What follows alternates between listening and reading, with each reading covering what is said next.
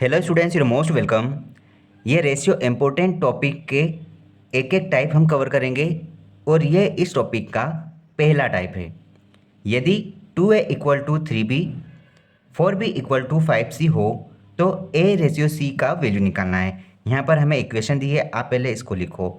2a equal to 3b दिया है तो आप यहाँ से a रेशियो b का वैल्यू निकालो। तो देखो, आप एक काम करो, a और b को एक साइड करो। a और b इधर गुणा में है तो इधर आ जाएगा बटे में, इस प्रकार से।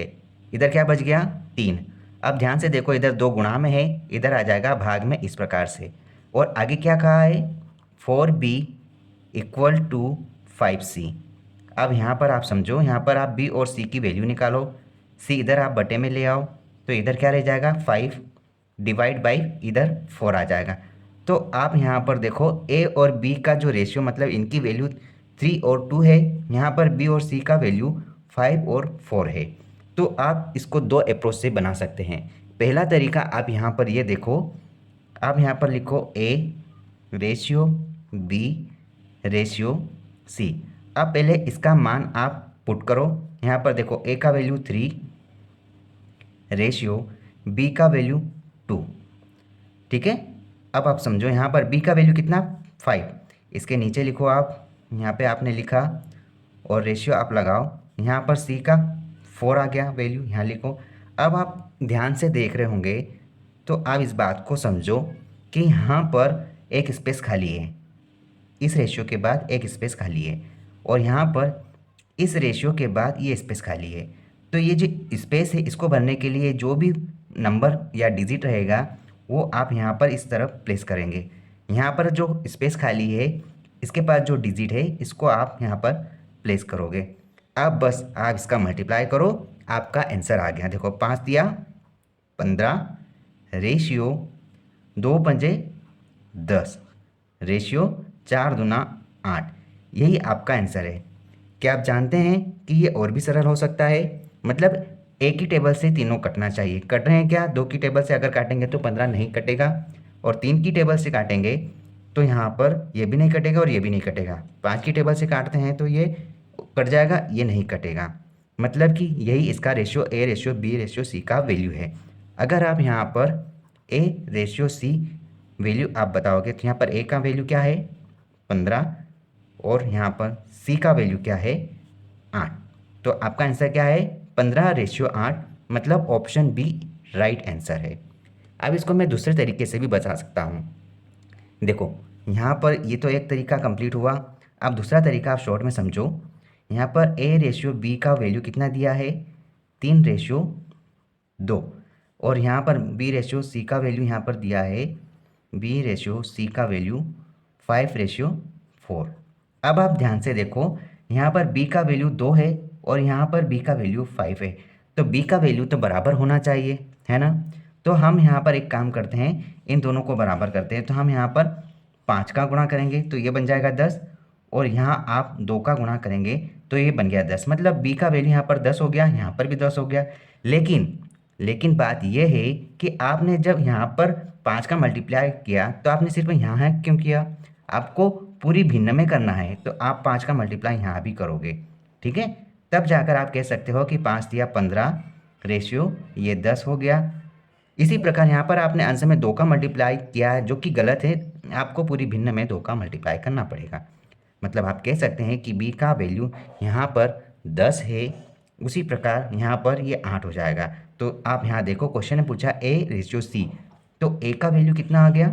15, और c का वैल्यू कितना आ गया? 8। That is your answer, option B is correct. ठीक है। अब हम एक और क्वेश्चन देखते हैं। यदि a/4 equal to b/5 equal to c/2 हो तो a ratio b ratio c का वैल्यू निकालना है। इस क्वेश्चन में आपको पेन उठाने की बिल्कुल भी ज़रूरत नहीं है। क्यों? क्योंकि आप जानते हैं कि जो भी ए बी सी या फिर कोई भी डिजिट दिया है जिसका वैल्यू फाइंड करना है, तो उसके मल्टीप्लाई में कोई भी अंक नहीं होना चाहिए। जब कोई भी अंक नहीं होता है तो उसके बाद उसके बटे में जो भी वैल्यू रहती है, वही वैल्यू उस वो जो भी नाम है या एबीसी है, कोई भी वैल्यू उसका ही आंसर होता है। यहाँ पर आप समझो a/4 equal to b/5 equal to c/2। यहाँ पर कोई भी वैल्यू नहीं है इनके साथ, मतलब कि सिर्फ a, b और c है। तो यकीन मानो इसके बटे में जो भी संख्या है वही इनका आंसर है, वही इनका वैल्यू है। तो आप कह सकते हैं कि a का वैल्यू 4, b का वैल्यू 5 और c का वैल्यू यहाँ पर 2 होगा। आपको पूछा है a/b/c का वैल्यू बताइए। आप कह सकते हैं 4/5/2। It is correct answer. कौन से ऑप्शन में है? Option A is the right answer. Okay. यदि 2a equal to 3b equal to 4c हो तो a/b/c का मान ज्ञात कीजिए। देखो इक्वेशन में हमें यहाँ पर दिया है 2a equal to 3b equal to 4c। हमें यहाँ पर a/b/c का वैल्यू निकालना है। तो आप ध्यान से देखो कि ये जो a b c है इनके साथ में कोई वैल्यू ऐड है। इस प्रकार से b के साथ 3 है और c के साथ 4 है, तो हमको इनको हटाना पड़ेगा क्योंकि इसके साथ कोई भी वैल्यू नहीं होना चाहिए। तो हम इसको हटाने के लिए क्या करेंगे, यहाँ पर 2, 3 और 4 का एलसीएम लेंगे। एलसीएम का मतलब ये है कि एक ऐसी छोटी से छोटी संख्या लेना है, उस संख्या का भाग इन तीनों में देना है। तो एक काम करते हैं, हम 12 का भाग देते हैं। मैं इसे फिर से लिख लेता हूँ 2a equal to 3b equal to 4c। आप यहाँ पर 12 का भाग दो सभी जगह, ठीक है। अब आप इसको काटो, 4 की टेबल से 3 बार, 3 की टेबल से 4 बार, 2 की टेबल से 6 बार। अब आप देखो ए बी सी पूरी तरह से फ्री हो गए हैं और इनके बटे में ये वैल्यू है।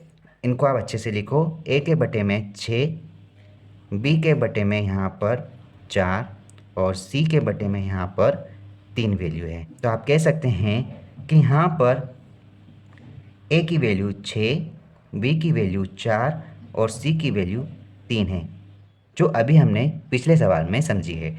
आप इसको इस तरीके से लिख सकते हैं a/b/c is equal to 6/4/3 is correct answer.